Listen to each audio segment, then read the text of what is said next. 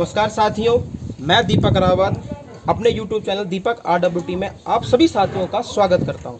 साथियों, आज बड़े हर्ष का दिन है और बड़े ही जोश गर्मी के साथ मुझे कहते हुए बहुत अच्छा लग रहा है कि हमारे साथ एक नहीं, हमारे पौड़ी गढ़वाल के दो प्रतिभावान और दो एक्स वीडियो साहब हमारे साथ मौजूद हैं।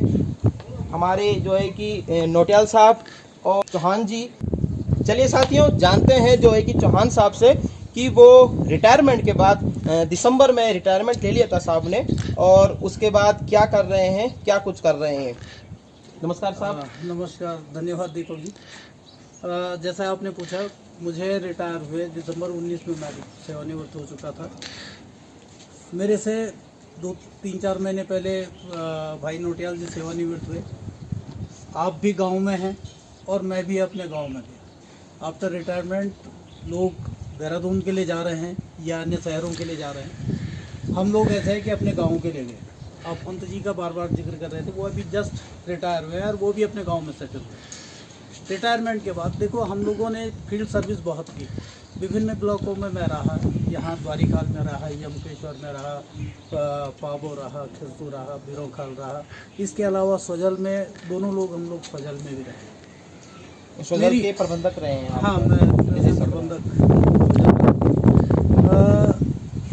इसके अलावा मेरी ज़्यादातर सर्विस पौड़ी ETC की है और पौड़ी, हाँ, प्रसार प्रशिक्षण केंद्र पौड़ी। प्रशिक्षण केंद्र में होने के कारण हम लोग जगह जगह ट्रेनिंग देने जाते थे। एग्रीकल्चर के क्षेत्र में ट्रेनिंग देते थे, हॉर्टिकल्चर के क्षेत्र में ट्रेनिंग देते थे, एनिमल हस्बेंड्री के क्षेत्र में ट्रेनिंग देते थे। तो हम लोग देखते हैं, हम लोग जब वीडियो रहे तो जगह जगह लोगों को समझाते थे कि भाई ये करो, ये करो, ये करो। ये उत्तराखंड का अगर वाकई अगर भविष्य है, जैसे हिमाचल ने हॉर्टिकल्चर और उसमें प्रोग्रेस किया, तो वैसे ही हम लोग भी कर सकते हैं। थोड़ा सा नीड अन्य अवस्था सुविधाओं के विकास के लिए है। तो मैंने भी गांव को चुना और मैं अपने घर के नीचे, क्योंकि अब हम लोग शारीरिक रूप से इतना वो भी नहीं है कि हम लोग खुद खुदाई करें, वो करें, तो ट्रायल के रूप में मैं भी सब्जी उत्पादन का काम करता हूँ अपने गाँव, है ना। गत वर्ष मैंने स्टार्ट किया था, मुझे बीज वगैरह उपलब्ध नहीं हुए, पर फिर भी मैंने थोड़ा बहुत जो मैंने इन्वेस्ट किया था बीज प्रोडक्शन करने के लिए, वो मेरा लगभग निकल गया। और मेरे साथ में 2-3 लोग, एक तो महिलाएं मैंने परमानेंट रख रखी है, उसको रोजगार दे रहा, और कुछ लोग और जो महिलाएँ, गाँव की महिलाएँ जिनको नीड है, वो मेरे साथ में काम कर रही हैं वहाँ पर। और अभी भी मैं लगा हूँ। मैं यहाँ पे ट्रेनिंग देने के लिए आया, पर वास्तविक रूप में ये नोटियाल जी मेरे साथ थे, मेरे पे टाइम था नहीं। यहाँ पे मैं इसलिए आ गया कि एक तो मैं इस ब्लॉक में रहा हूँ, पुराने लोगों से मुलाकात हो जाती है, और फिर हम लोग साथी रहे हैं, तो दोनों तीनों साथी, पंत जी, मैं और आप, तो इससे अच्छा फिर मुलाकात होने का हम लोगों को मौका नहीं था, तो हम लोग आ गए इसमें ट्रेनिंग देने के लिए। तो मैं आज भी वो कर रहा हूँ, और निश्चित जब आपसे परिचय हो गया है तो मैं अपेक्षा करूंगा कि मेरी डॉक्टर कमल से भी बात हुई थी वहाँ से, तो मशरूम उगाने के लिए, मशरूम विकास अधिकारी हैं, हाँ, देहरादून में है, मशरूम विकास, उनसे मेरी बात हुई थी। और बीच में लॉकडाउन की वजह से हम लोग उनसे फिर संपर्क नहीं कर पाए। तो अब आप मेरे सबसे अच्छे संपर्क में आ गए हैं। मैं चाहता हूँ कि मेरे गाँव में एक आध जो बेरोजगार लड़के हैं, मैं प्रयास कर रहा हूँ उनको भी उसी दिशा में डालूँ। बहुत बड़ी बात है साहब, मैं उनको भी उसी दिशा में डालूँ, पर लेकिन सफलता तब होगी जब वो सक्सेस हो। मैं अपना, मेरा उतना नहीं है, मैं तो कल हो सकता है छोड़ भी दूँ, पर लेकिन अगर वो कंटिन्यू करेंगे तो मेरे लिए बड़ी बात है। तो मैं चाह रहा हूँ कि एक ही उस पर नहीं, उद्यानिकरण ही नहीं या सब्जी उत्पादन ही नहीं, इससे भी अगर हर क्षेत्र में आप हर क्षेत्र में अगर थोड़ा थोड़ा काम करें, तो जिसमें कि सर संभावना है उत्तराखंड को आगे ले जाने के लिए। बिल्कुल, तो मेरा फोकस है। मैं निश्चित आपसे अपेक्षा करूंगा कि अब आप आगे जो है इस क्षेत्र में मुझे, सर ये मेरा सौभाग्य होगा कि मैं आपसे जुड़ूंगा, है ना, इतने प्रतिभावान आदमी के साथ जुड़ूंगा, और आपका जो है कि हमेशा जो है कि आप ये नहीं समझें, आप मुझे नेतृत्व प्रदान करें, मेरे को खुद आपसे सीखने को मिलेगा। और इसी के साथ दोस्तों, एक और साहब हमारे साथ, नोटियाल जी भी हमारे साथ हैं, और नोटियाल जी से जानेंगे कि वो रिटायरमेंट के बाद किस तरीके से अपना जीवन यापन कर रहे हैं। लोग रिटायरमेंट के बाद पेंशन लगा देते हैं अपनी कहाँ, देहरादून या कोटद्वार। तो जानेंगे ये पेंशन इनकी कहाँ लगी है और कहाँ से ये अपना जीवन यापन करना चाह रहे हैं। दीपक, बहुत बहुत धन्यवाद और तुम्हारे चैनल का भी, और जो तुम काम कर रहे हो उसके वो देख कर के हमें बहुत खुशी हुई कि जो ऐसे काम कर रहे हैं। मेरा भी जो केदारनाथ प्रेरणा के नाम से, तो यही प्रेरणा जो है, अभी पिछले अक्टूबर को रिटायर हुआ। हमारी पहले से हमारी सांस्कृतिक विधाओं में हमारे मेरे बड़े भाई साहब हैं आचार्य कृष्ण नौटियाल जी, और हमारा केदार घाटी मन्नाड़ के नाम से जो हमारा सांस्कृतिक क्लब था, उसमें हम लोग करीब 50 के लगभग हमारी टीम। तो नौकरी से भी हमने दिल्ली जो इंदिरा गांधी राष्ट्रीय संस्थान है, बॉम्बे जो हमारा गढ़ कला केंद्र है, देहरादून में हमने कई कार्यक्रम चक्रव्यूह, कमलव्यूह, मकरव्यूह पे हम लोग दिखाए हमने। और जब मैं रिटायर हुआ अक्टूबर में, तो फिर मैं लगभग फरवरी में UIRD में एक ट्रेनर की कोई ट्रेनिंग हुई थी, TOT। तो मैं जब उसमें गया तो वहाँ से हमको ये बताया गया था कि आपको पूरे क्षेत्र, हिंदी भाषी क्षेत्रों में प्रधान क्षेत्र पंचायतों को ट्रेनिंग देने है। लेकिन कोरोना लग गया और हम लोग सब लोग घर के अंदर बंद हो गए। तो हमने, भाई साहब ने, हमने, हमारे दामाद बेटी भी आई थी, भाई साहब की बेटी, तो हमने मिल करके कोरोना पे पिक्चर्स बनाई।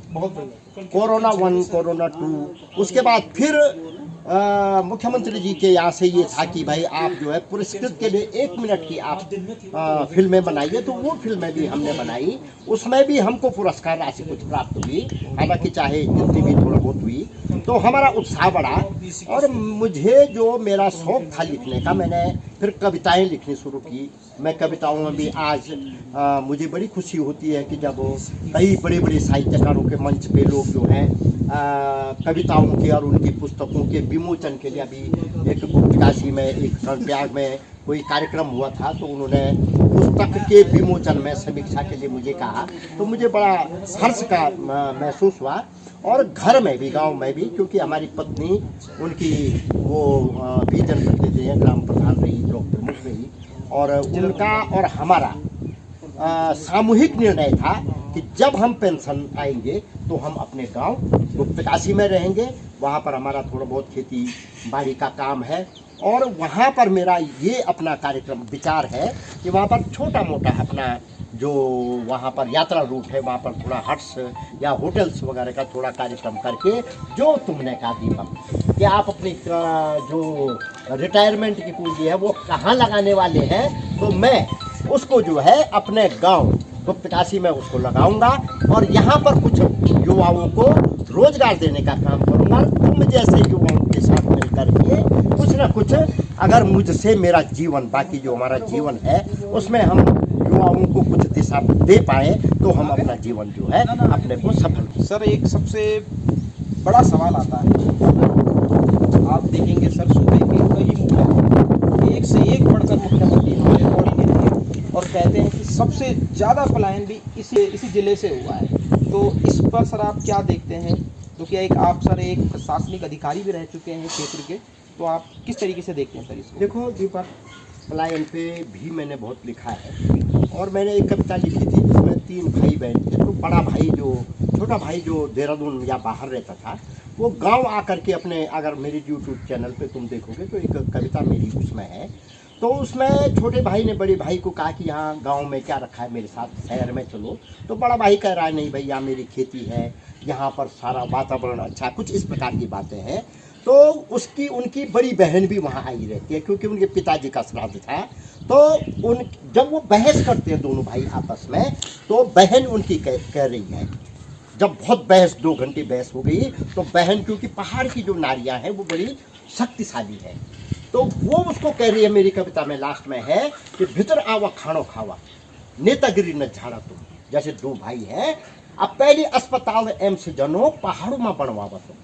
अरे यहाँ पहाड़ में अस्पताल नहीं है, रीता खाली यूं पहाड़ों की मीमू नीलो गुण छुई, आयोग पर आयोग बना फिर भी कोई व्यवस्था नहीं। नेपालियों में शेरी पोंगड़ी और बिहारी सल्ली और सुनार, और हमर मोबाइल पर मुंड लगायो और तब बुना हम बेरोजगार। हमारे युवाओं का, मैं तुम जैसे युवाओं का धन्यवाद देता हूँ। हमारे कुछ युवा जो है मोबाइल पर लगे हुए हैं और कह रहे हैं कि हम बेरोजगार हैं। ऐसे में बेरोजगारी नहीं हटेगी। और फिर जो है बंडी बिरदुमा भूलो, मेरी जो तुमने कहा कि यहाँ है लेकिन विकास नहीं हुआ, कि बंडी बिरदुमा भूलो मूसा निमरे लकन, ज़्यादा जहाँ बिल्लियाँ हो जाती हैं वहाँ गिद्ध नहीं मरते हैं। बंडी बिरदुमा भूलो मूसा निमरे लकखी, अब पौड़ी जिला नेता पलायन भी ज़्यादा है यहाँ पर, सबसे ज़्यादा पलायन है। आप पलायन आयोग की रिपोर्ट उठा के देखिए, तो इसके लिए किसी न किसी को पहल तो करनी पड़ेगी। नीचे की तरफ सब बहते हैं, पानी बहता है, पत्थर भी नीचे जाता है, लेकिन ऊपर की तरफ जाने में ज़रा कठिनाई कोशिश करते हैं। वो जैसे समुद्र में उस पक्षी ने जो है अपने पंखों पर रेत डाल करके उस सेतु बंध रामेश्वरम की स्थापना की थी, तो मैं, हमारे मित्र चौहान जी, हमारे मित्र पंत जी नीचे न जा करके गांव में ही रह करके ये कोशिश कर रहे हैं कि हम भी इस पलायन को रोकने में अपनी छोटी सी चीटी की सी भूमिका अदा कर सकें। बस यही हमारी कामना है। मैं ये कोशिश कर रहा हूँ, मैं जहाँ भी जा रहा हूँ, मेरा प्रधान और क्षेत्र पंचायत या जनप्रतिनिधियों को प्रशिक्षण देने का उद्देश्य मात्र यही है कि ये चीज़, ये जागृति लोगों में आए और यहाँ के प्रति लोगों में प्रेम बढ़े, पहाड़ के प्रति, और कठिनाइयों से लोग भागे नहीं, डरे नहीं, क्योंकि जब लोग यहाँ रहेंगे तब यहाँ अवस्थापना सुविधाओं का विकास होगा और अपना दायित्व समझें, अपना दायित्व समझें। तो ये हमारे लिए ये बड़ी बात होगी। और राजनीति में रह करके काम करना, मैं धन्यवाद देता हूँ, तुम्हारी सद्भावना है, लेकिन हम काम करेंगे इसके लिए, पहाड़ के पलायन के लिए, पहाड़ के उत्थान के लिए, ये हमारी कोशिश रहेगी। धन्यवाद।